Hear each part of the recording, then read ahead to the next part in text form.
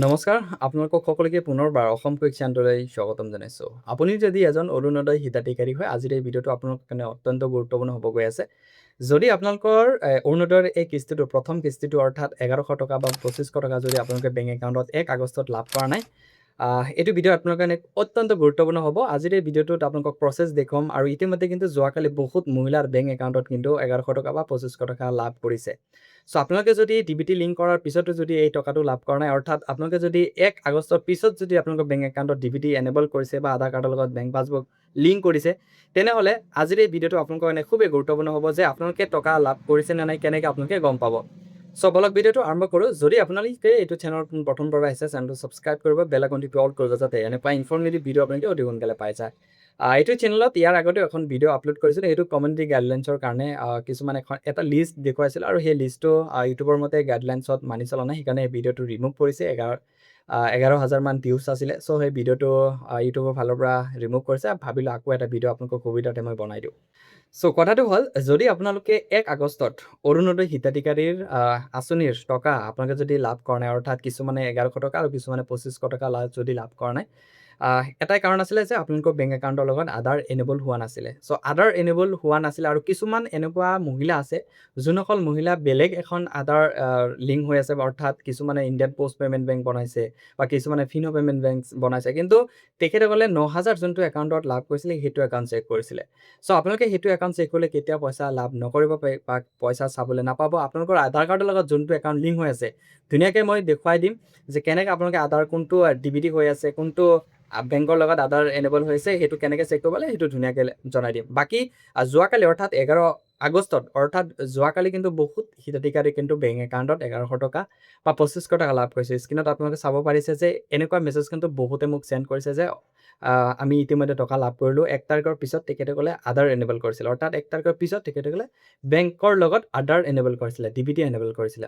চ' এতিয়া আপোনালোকক দেখুৱাম যে কেনেকৈ আপোনালোকে চাব যে আপোনালোকৰ বেংক একাউণ্টৰ লগত কোনটো, অৰ্থাৎ আধাৰ কাৰ্ডৰ লগত কোনটো বেংক একাউণ্ট ডিবিটি এনেবল হৈ আছে। কেনেকৈ চাব, আপোনালোকে নিজৰ স্মাৰ্টফোনৰ জৰিয়তে আপোনালোকে চাব পাৰিব, যে কোনোবা যদি CSC চেণ্টাৰত গৈ কিনে চাব পাৰে, নিজৰ স্মাৰ্টফোনৰ জৰিয়তে আপোনালোকে ধুনীয়াকৈ চাব পাৰিব। আৰু যদি আপোনালোকক জনাম যে কেনেকৈ আপোনালোকে চেক কৰিব আপোনালোকৰ বেংকৰ লগত কোনটো ডিবিটি হৈ আছে বা আধাৰ কাৰ্ডৰ লগত কোনটো বেংক একাউণ্ট ডিবিটি লিংক হৈ আছে।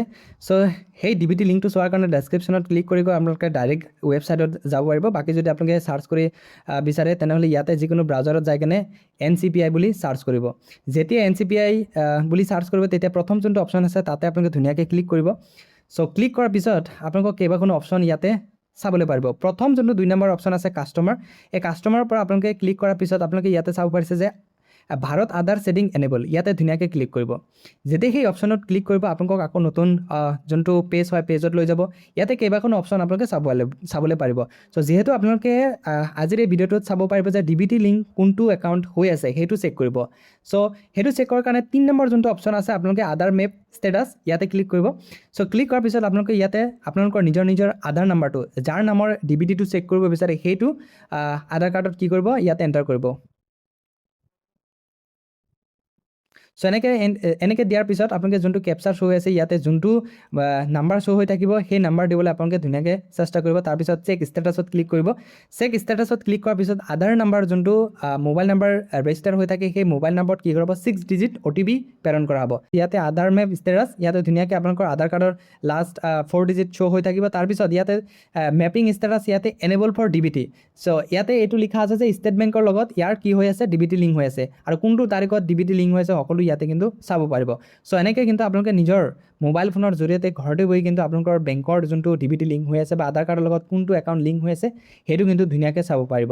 বাকী নেক্সট ভিডিঅ'ত আপোনালোকক জনাম যে আপোনালোকে আধাৰ কাৰ্ড লগত আৰু বেংকৰ লগত কেনেকৈ এনেবল কৰিব, ডিবিটিটো এনেবল কৰিব। চ' সেই ভিডিঅ'টো যদি লাগে কমেণ্ট বক্সত নিশ্চয় কমেণ্ট কৰিব। সেই ভিডিঅ'টো মই নেক্সট ভিডিঅ'ত বনাবলৈ চেষ্টা কৰিম। আৰু লগতে 11 আগষ্ট অৰ্থাৎ যোৱাকালি আপোনালোকে সকলে আপোনালোকৰ এই অৰুণোদয়ৰ 1100 টকা বা 2500 টকা পাইছে, নিশ্চয় কমেণ্ট বক্সত কমেণ্ট কৰিবলৈ নাপাহৰিব। ধন্যবাদ।